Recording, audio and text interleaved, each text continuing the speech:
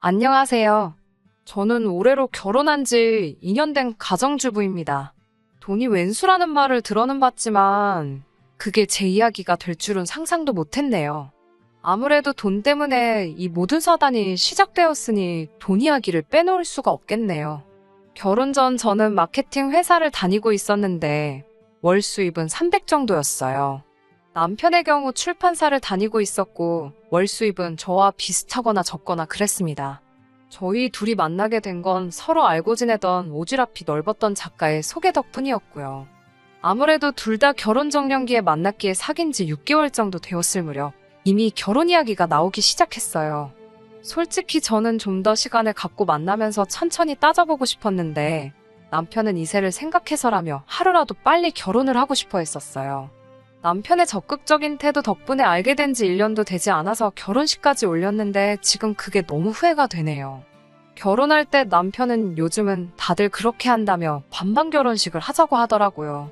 솔직히 그때는 둘 다 벌이도 비슷하고 하니까 반반 결혼식이라는 게 솔깃하게 들렸습니다. 그래서 저도 좋다고 했고요. 딱 하나 반반할 수 없었던 게 바로 집이었습니다. 시부모님의 재산 상황이 남편이 알고 있는 것과는 많이 달랐거든요. 이미 빚도 많이 있으셨고 체납된 세금도 있으셔서 남편에게 어떤 도움도 주실 수 없는 상황이었습니다. 반면에 저희 친정에서는 하나뿐인 딸 결혼할 때를 위해서라며 오랫동안 들어놓으신 적금도 있었고 이미 노후도 준비되신 상황이라 제가 부탁만 하면 더 큰 도움도 주실 수 있는 상황이었어요. 그 사실을 알고 있던 남편은 반반 결혼을 외치면서도 집만큼은 저희 친정 도움을 받았으면 하는 눈치였습니다. 사실 저도 주변 사람들 눈도 신경 쓰이고 해서 집만큼은 그래도 어느 정도 번듯한 곳으로 가고 싶더라고요. 그래서 집만 빼고 나머지는 다 반반으로 하게 되었습니다. 친정 부모님은 대출을 좀 받더라도 아파트를 매매하라고 하셨는데 남편이 은근히 공동명의를 바라는 눈치더라고요. 대출은 같이 갚아나갈 거 아니냐면서요. 하지만 저희 친정부모님이 이미 집값의 70% 가까이를 현금으로 내주시는데 고작 30% 대출금을 같이 갚는다는 이유로 공동명의를 해주는 건 말이 안 되지 않나요? 저는 남편에게 당장 공동명의는 안 된다고 했습니다. 그러자 남편은 저더러 후회하지 말라 했지만 그 말이 그런 뜻일 줄은 상상도 못했습니다. 친정부모님이 집을 해주셨기 때문에 공동명의를 안 해주려고 한 건 아닙니다.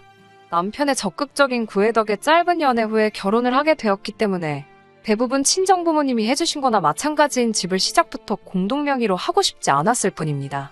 그래도 30%가 대출이었기 때문에 얼마 안 되는 이자겠지만 그래도 같이 벌어서 같이 갚아나가는 금전적인 신뢰를 쌓고 대출 상환이 끝나는 시점에 공동명의로 돌려줄 계획이었어요. 그런데 남편은 신혼여행에서 돌아오자마자 폭탄 선언을 하더군요. 집을 공동명의로 해주기 전까지는 자기도 혼인신고를 안 올릴 거다. 그리고 집 명의는 공동이 아닌 당신 개인으로 되어 있으니 공동명의로 바꾸기 전까지는 당신 소유물이나 마찬가지니 대출금은 혼자서 갚았으면 좋겠다고 말이에요. 그렇게 저희는 각자 월급에서 생활비 명목으로 100만 원씩 각출하여 200만 원을 공동자금으로 쓰는 결혼 생활을 시작했습니다. 명목상으로는 반반 결혼을 했기 때문에 생활비도 정확히 반씩 나눠서 내고 남은 돈은 자기가 직접 알아서 관리하기로 했어요. 그런데 처음 1년은 아무런 문제도 없다가 제가 실직을 하게 되면서 상황이 안 좋아졌습니다. 제가 다니던 회사가 갑자기 부도가 나면서 어쩔 수 없이 회사를 나와야만 했습니다. 다행히 처음 몇 달은 실업급여를 받았기에 그럭저럭 버틸 수 있었어요. 하지만 그럼에도 불구하고 남편이 외벌이가 되니까 눈치 아닌 눈치가 보이더라고요. 게다가 실업급여로 생활비하고 아파트 대출금 내고 나면 정말 제 손에 남는 건 몇만 원뿐일 때도 있었고요. 다행인 건 그래도 그동안 비상금이라고 모아둔 돈이 있어서 그럭저럭 버틸 수 있었습니다. 그러다 몇 달 전 실업급여도 끝이 나고 제가 따로 모아둔 돈도 거의 바닥을 보일 때였어요. 왕래는 자주 한 적 없었지만 사촌 여동생이 결혼을 한다고 하더라고요. 아무리 그래도 어릴 적에 저를 잘 따르기도 했고 명색이 제가 사촌 언니인데 아무것도 안 할 수는 없어서 뭐 큰 건 해줄 수 없어도 축의금 얼마 정도는 해야겠더라고요. 남편에게 다음 주에 사촌 동생 결혼식이 있어서 이만큼 축의금을 내려고 한다고 이야기를 했더니 남편이 눈을 동그랗게 뜨고 정색을 하면서 저를 쳐다보더라고요. 그러더니 그걸 왜 나한테 말해? 이러는 거예요. 그걸 왜 우리 생활비에서 내야 하냐고요. 그래서 제가 이것도 경조사비에 포함 아니냐니까. 자기는 그 동생을 본 적도 없는데 나 혼자 번 돈을 왜 축의금으로 써야 하냐더군요. 그래서 제가 평소라면 내가 그냥 내 돈으로 하겠지만 지금은 당신도 알다시피 내가 수입이 없으니까 생활비에서 내자고 그랬어요. 이때부터는 그리고 솔직히 치사하고 더러워서 알았다 내가 낸다 하고 말 수도 있었지만 남편 말하는 꼬락서니를 보고 있으니 그냥 넘어가기가 싫더라고요. 도대체 뭐 이런 인간이 있나 싶어서 저도 따지고 들었습니다. 이때 이미 저도 치사한 기분이 들었고요. 솔직히 실직 전에는 저희 가족이나 제 지인들의 경조사가 있으면 당연히 전부 제가 부담했었고 심지어 시부모님 용돈도 남편이 너무 야박하게 드리면 제가 조금씩 더 얹어서 드린 적도 있었습니다. 저는 당연히 부부니까 이런 걸 하나하나 언급하면서 생색내기도 싫었고 그럴 필요도 못 느꼈어요. 하지만 남편은 저와 다른 어떤 기준이 있었나 봐요. 결국 남편은 축의금을 주는 대신 저에게 차용증을 쓰라고 하더라고요. 나중에 직장이 생기면 그만큼 다시 생활비 통장에 채워넣겠다고 약속을 하라는 거예요. 그래서 실제로 차용증을 쓰고 모기로 생활비에서 돈을 빼서 축의금으로 냈습니다. 솔직히 남편이랑 저랑 결혼식에 가서 먹은 밥값이 그만큼은 나왔을 거예요. 결혼식이 끝날 때까지 아무 일 없다는 듯 뷔페를 몇 접시고 퍼다 먹는 남편을 보는데 꼴도 보기 싫고 오만정이 다 떨어지더라고요. 남편은 이죽대면서 너는 이제 돈이 얼마나 없길래 축의금도 차용증까지 써서 내냐고 이제 조금 있으면 집도 팔아야겠다 하면서 저를 비웃더라고요. 이제라도 공동명의 해주면 자기가 대출금 정도는 같이 내주겠다고 킬킬대면서요. 사실 실직 이후로 저도 자존감이 많이 낮아져 있는 상태였고 남편은 농담이라고는 했지만 번번이 저를 보면서 누구는 좋겠네. 일 안 하고 놀고 먹어도 나라에서 돈 나오고 남편이 돈 벌어오고 얼마나 행복할까? 라면서 빈정거린 적이 한두 번이 아니거든요. 그럴 때마다 진짜 짜증나고 스트레스도 많이 받아서 제가 왜 말을 그렇게 하냐고 따지면 농담인데 왜 그렇게 예민하게 받아들이냐고 역으로 받아쳐왔어요. 그러다 보니 내가 진짜 지금 예민해서 별거 아닌데 과민 반응하는 건가? 내가 문제인가? 그런 생각까지 들더라고요. 그런데 이번 경조사비를 따지는 과정에서 남편의 가치관과 사고방식이 원래 그 모양이라는 걸 알게 된 거죠. 거기에 아직도 진명이 문제로 저한테 앙심을 품고 있다는 사실과 아직도 호시탐탐 아무것도 하지 않고 진명이를 공동명의로 돌리고 싶어 한다는 걸 알게 되었습니다. 그날 이후로 저는 무조건 일단 직장부터 잡아야겠다는 생각이 들었습니다. 사실 실업급여도 있고 하니까 좀 시간을 갖고 마음에 드는 회사를 찾아서 신중하게 지원하고 싶은 생각이었어요. 그때만 해도 남편이 저를 믿고 지지해주는 줄 알았지 속으로 저렇게 쪼잔하고 치사한 사람인데다가 아파트 명의를 노리고 있는 줄도 모르고 그저 저를 응원해주고 있을 거라 믿었거든요. 실직한 동안 사실 아이 계획도 갖고 해서 다른 의미로 안정적인 정착 같은 장기적인 목적을 갖고 생각하고 있었는데 남편의 실체를 알게 되면서 제 계획도 달라지게 되었네요. 하지만 이혼까지는 생각하지 않았습니다. 어떻게 참교육을 시켜줄까 그런 생각만 했었어요. 이혼도 사실 상관이 없었죠. 남편이 공동명의를 미끼로 혼인신고조차 올리지 않은 상황이었으니까요. 딸의 안정적인 정착을 위해 배출어주신 부모님의 호의가 이 남자에게는 제가 자기한테 미쳐서 집도 해오고 결혼 비용도 반반씩 하고 생활비까지 가져다주는 그런 사람인 거라 생각했다는 겁니다. 아무튼 그런 와중에 전 직장에서 저를 예뻐라 하던 선배의 소개로 다른 마케팅 회사의 경력직으로 입사를 하게 되었습니다. 도중에 이야기가 잘 돼서 월급이 상당히 많이 올랐어요. 남편은 제가 다시 돈을 벌기 시작해서인지 예전처럼 자상하고 아무 일도 없었다는 듯 저를 대했습니다. 남들이 보기에는 참 잘 지내는 것처럼 보였을 거예요. 저도 속으로 안심을 하면서도 한편으로는 또 만약에 저한테 무슨 일이 일어난다면 저 사람은 똑같이 내 걱정이나 내 체면보다 내가 가지고 있는 아파트 명의부터 신경 쓰겠지? 하는 생각이 들기 시작하니 조금씩 남편이 불편하게 느껴지더라고요. 그러다 얼마 전 제가 다시 출근하기 시작하고 한두 달 정도 됐을 무렵이었어요. 새로운 직장과 사람들에게 적응하느라 스트레스가 상당했지만 그래도 다시 고정적으로 돈 들어오는 곳이 생기니까 자존감도 살아나는 것 같고 몇 달이었지만 참아야 했던 것들도 다시 할 수 있게 된 현실에 감사하며 지내고 있었습니다. 그러던 와중 신우에게 연락이 왔습니다. 참고로 신우와 저는 그렇게 가깝지는 않습니다. 남편보다 4살 많은 신우는 남편이 자기보다 먼저 장가가는 거에 불만이 굉장히 컸다고 들었어요. 하지만 시댁에서는 이미 딸도 노처녀인데 아들까지 노총각은 만들 수 없다며 순서가 무슨 상관이냐고 준비된 사람부터 가라고 했다고 들었습니다. 아무튼 그렇게 신우와 저는 좀 껄끄러운 사이인데 신우가 웬일로 저에게 연락을 해온 거예요. 그래서 제가 무슨 일이냐 하니까 자기가 결혼할 사람이 생겼다고 하더라고요. 비록 친하진 않아도 어쨌든 신우가 시집을 간다고 하는데 저도 기뻤고 축하한다고 했어요. 그런데 신우가 하는 말이 그래서 말인데 돈 좀 빌려줄 수 있냐고 하더라고요. 그래서 제가 놀라서 무슨 돈이요? 하고 물으니 결혼하기로 한 남자 쪽에서 5천만 원을 요구하더라는 거예요. 그래서 제가 아니 결혼하는데 왜 돈을 요구를 하냐고 물으니까 남자 쪽이 조건이 좀 좋아서 그렇다네요. 그래서 그럼 시부모님한테 물어보시지 왜 저한테 그러시냐 하니까 저더러 시댁 사정 알면서 왜 그러냐고 그러더라고요. 그래서 아무리 그래도 저한테 왜 말씀하시는 건지 모르겠다고 하니까 자기 남동생 그러니까 제 남편이 한번 물어보라고 그랬다는 거예요. 그래서 신우에게 일단은 죄송하지만 저는 그럴 여유 자금이 없다고 말해줬어요. 그날 저녁은 남편이 야근을 하느라 이야기를 못하고 다음날이 되어서야 이야기를 하게 되었어요. 저는 도대체 신우가 무슨 소리를 하는 건지 모르겠다고 정말 당신이 나한테 돈 빌려달라고 하랬냐고 물었습니다. 그러자 남편이 한다는 소리가 제가 직장 안 다니는 동안에도 생활비 안 밀리고 잘 내놓길래 어디 믿는 구석이라도 있는 줄 알았지 그러더군요. 남편의 그 말에 저도 모르게 한숨이 나오면서 그때 축의금 가지고 나한테 차용증까지 쓰라고 한 거 기억 안 나냐고 물었더니 남편은 맞다. 그랬지. 그러면서 그건 채워 넣었나 이러는 거예요. 제가 진작에 채워 넣었다고 말 돌리지 말라고 하면서 어쨌든 나 돈 없다고 딱 잘랐습니다.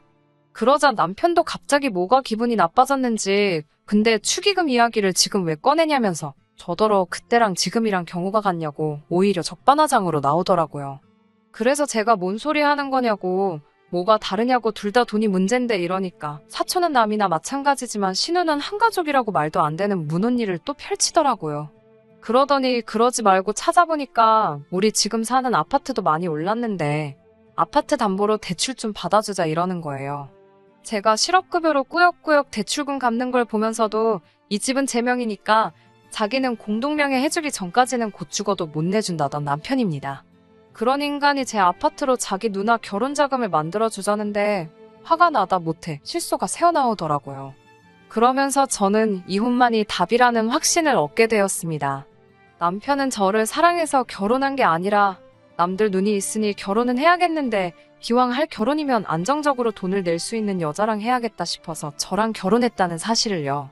하지만 남자 잘못 만나서 인생 망한 여자는 있어도 혼자 살아서 망한 여자는 없다는 누군가의 말처럼 제가 남편 말대로 안정적으로 돈도 낼 수 있고 집값까지 올랐는데 뭐하러 굳이 남편이랑 사나 싶더라고요. 저 혼자 잘 벌어서 잘 먹고 잘 살면 되잖아요. 아무 말도 안 하고 제가 실실 웃고 있으니까 남편이 뭔가 이상했는지 제 눈치를 살살 보더라고요. 저는 남편을 쳐다보고는 이혼하자 그냥 그랬어요. 남편은 자기가 잘못 들었나 싶었는지 뭐라고? 이모한테 물어보자고? 이러는 거예요. 그래서 제가 이혼하자고 자기 짐 챙겨서 나가라고 이 집에서 그랬습니다. 그러자 남편은 오히려 어이가 없다는 듯 참나 무슨 신우 결혼자금 빌려주잔다고 이혼을 하자고 하냐면서 저더러 이까짓 아파트 있다고 이상하게 생색을 낸다 하더라고요. 그래서 나 생색 내는 거야. 너는 이까짓 아파트도 없잖아. 이까짓 아파트에 네 돈 10원도 안 들어갔잖아. 이 10원짜리만도 못한 인간아. 라고 소리를 쳤어요. 그러자 남편이 말이 너무 심한 거 아니냐면서 알았다고 그만하라고 하더라고요. 그래서 나 지금 농담하는 거 아니라고 그냥 당장 짐 싸서 나가달라고 했어요. 남편은 이혼이 무슨 애들 장난이냐고 짜증을 내면서도 점점 뭔가 상황이 심각하게 돌아가고 있는 걸 눈치챈 모양이었어요. 슬슬 제 눈치를 보더라고요. 저는 남편에게 이제 알겠냐고 너가 공동명의 안 해주면 부부가 아니라고 한 덕분에 우리 아직 혼인신고도 안 올려놓은 거 몰랐냐고 말하니 남편 얼굴이 사색이 되더라고요. 결혼 기간이 짧다고 한들 이혼하게 되면 재산분할 청구 소송이라도 할 수 있었을 텐데 이런 상황이라면 집안에 있는 객검 하나도 가져나오지 못할 걸 뻔히 알고 있으니까요. 남편은 결국 저에게 미안하다고 사과를 하더라고요. 미안하다고 끝날 일이었으면 저도 이렇게 화를 내지 않았을 테죠? 일단 신우한테는 당장 전화해서 돈 해주는 건 어려울 것 같다고 제가 보는 앞에서 말하라고 했어요. 전 그렇게 가족을 도와주고 싶다면 말리지는 않을 테니 담보대출 같은 말도 안 되는 소리 말고 알아서 직접 대출을 받으라고 했습니다. 사촌이든 가족이든 먼저 네 가족 내 가족 따지고 아내한테 차용증까지 쓰게 만든 사람이 대체 무슨 생각을 했길래 내가 순순하게 결혼하는 신우네 집을 사는데 도와줄 거라는 생각했느냐 따졌어요. 남편은 결국 어디 돈 나올 구석도 없으니 순순히 신우한테 전화해서 돈 이야기는 못 해준다고 제대로 전하더군요.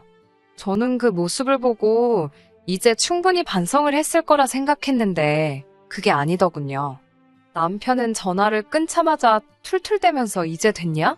라고 저한테 성질을 부리더군요. 적반하장도 유분수지 사과했던 건 전부 진심이 아니었고 반성하는 모습은 하나도 보이지 않았어요. 저는 그래도 최대한 좋게 넘어가려 했는데 시키는 대로 하고 가만히 있었으면 거기서 끝날 일을 가지고 정말 끝까지 구질구질하게 나오더라고요. 됐냐고 물어봤으니 아직 안 됐다고 대답해줬어요. 기분 나쁜 거 티내면서 평소 성질내던 것처럼 문 부서져라 쾅 닫고 방으로 들어가려던 것 같은데 제가 아직 안 됐다고 말하니까 이런 저의 반응을 예상 못했는지 흠칫 놀라서 저를 쳐다보더라고요. 아직도 누가 칼자루 쥐고 있는지 똥오줌 못 가리고 정신 못 차리고 있는 남편에게 한마디 했어요. 이제부터 내 집에서 살려면 월세를 내라고요. 남편이 웃기지도 말라면서 부부 사이에 무슨 월세를 받냐고 하더라고요. 너 때문에 우리 혼인신고 안 한 거 모르냐. 내 명예 내 집에서 얹혀 사는데 네 돈 내 돈 따지고 있으면 그게 룸메이트지 무슨 부부냐고 쏘아붙였어요. 너가 내 남편이라는 확신이 들 때 그때가 되면 월세도 받지 않고 혼인신고는 물론 공동명의까지 해주겠다는 조건을 걸었죠.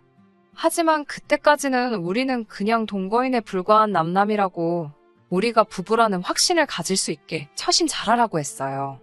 남편은 자기가 그 상황에서 할 수 있는 게 없으니 또 비굴하게 나오더라고요.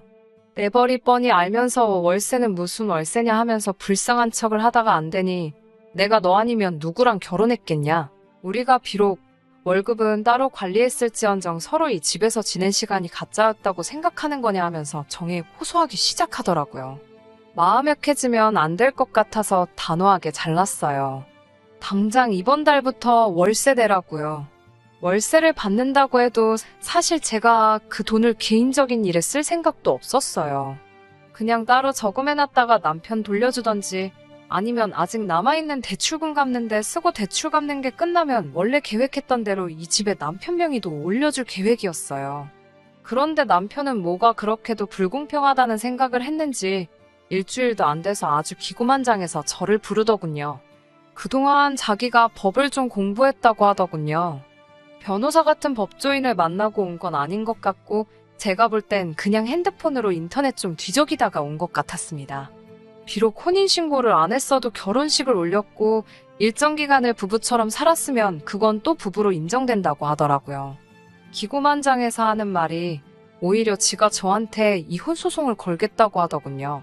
남편 말에 따르면 우리 사이가 사실혼이 성립되는 거나 마찬가지고 그 관계가 해소되는 경우에는 재산분할이 인정된다고요. 사실 그런 부분까진 생각 안 해봤어서 아차 싶었어요. 그것도 그렇지만 끝까지 저는 남편 고쳐 써먹어보려고 나름 노력한 건데 남편은 오히려 제 명의로 된 이 집을 자기가 분할받을 수 있다는 생각에 아예 이혼을 결심한 것 같더라고요. 참 사람 고쳐 쓰지 못한다는 말이 틀린 말이 하나 없더라고요. 기고만장해서 저런 식으로 나오는 남편을 달래가며 제 재산 지키는 것보다 차라리 이대로 이혼해버리는 게 좋겠다는 생각이 들었습니다. 그러자고 차라리 이혼하자고 대판 싸우고 다음날 저는 실력 좋다는 이혼 전문 변호사를 방문했어요. 남편이 조금이라도 생각을 할 줄 아는 사람이었으면 인터넷만 맹신할 게 아니라 저처럼 직접 행동을 했었을 텐데요. 맞벌이 부부이기는 하지만 혼인신고도 안 올렸고 각자 버는 돈 따로 관리를 했던 게 오히려 남편한테는 독이 되었네요. 대출금을 전부 제가 번 돈으로 갚았어야 했고, 그로 인해 남편이 우리 집에서 공동재산 증식에 관한 기여도가 0에 수렴했기 때문에 재산 분할을 받지 못할 거라는 설명을 들었습니다. 거기에 더불어 민법상 부부는 서로에 대해 부양과 협조의 의무가 있는데, 제가 직장을 잃고도 남편은 저에게 생활비는커녕 자기 돈을 쓰려면 차용증까지 쓰게 했던 점으로 미뤄 재판상 이혼 사유에 해당해서 제가 위자료까지 청구할 수 있더라고요. 그 사실을 남편에게 말해주니 그제서야 이혼하자는 건 사실 장난이었다는 식으로 얼렁뚱땅 사과하며 넘어가려고 하더라고요. 자기가 저랑 이혼을 왜 하겠냐며. 저는 마음 바꾸지 않았어요. 남편이 보는 앞에서 집안에 있는 남편 옷 가지며 짐이며 다 빼와 거실 바닥에 던져놓고 지금 그냥 말로 할 때 나가버릴래? 아니면 원하는 대로 이혼 소송 걸어서 나한테 위자료까지 뱉을래? 너가 정해 라고 했더니 무릎을 꿇고 제 앞에 몇 번을 빌다가 결국엔 자기 짐을 주섬주섬 챙겨서 나가더군요. 빈털터리가 돼서 나가는 모습을 보니까 조금 안쓰럽기는 했지만 결국 자기가 자기 꾀에 넘어간 거나 마찬가지니 오히려 속은 후련했습니다. 계산 빠르고 욕심 많은 성격 알고 있었지만 저는 남편의 그런 성격이 저희 단점을 보완해 줄 거라 믿었었거든요.